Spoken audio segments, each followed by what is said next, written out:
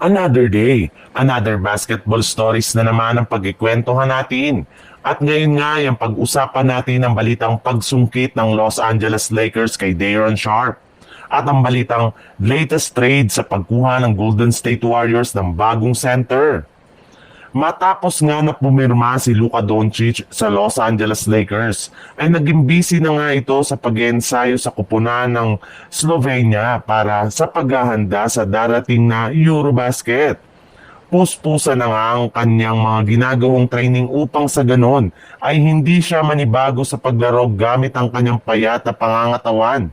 Pero kahit man nga busy si Luka Doncic sa Slovenia, ay hindi pa rin naman nga nito pinapabayaan ang kanyang kupunan ng Los Angeles Lakers. Ayun nga sa lumabas na balita, eto na nga daw mismo ang personal na nag-request sa kanilang general manager na si Rob Pelinka na gusto pa nga daw niya na kumuha ng isa pang team na isa pang bagong center na siyang kukumpleto sa kanilang ipangsasabak sa lineup next season.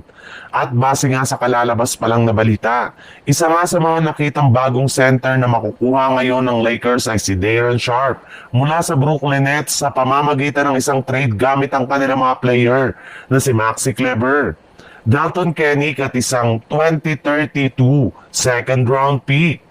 Sa ibang balita naman, halos isang buwan na nga ang nakatenga ang trade ni Jonathan Kuminga ngayong off-season at hanggang ngayon nga ay hindi pa rin nga nila alam kung ano ang gagawin sa kanilang batang player.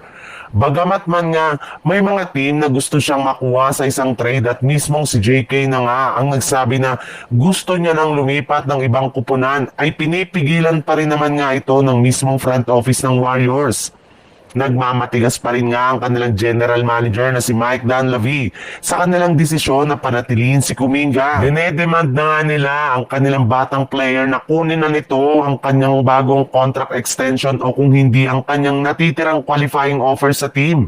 Subalit, dahil nga sa sobrang natatagalan ng transaksyon ng Golden State Warriors kay Kuminga, ay naapektuhan na rin naman nga nito ang iba pang mga malalaking plano ngayong off-season.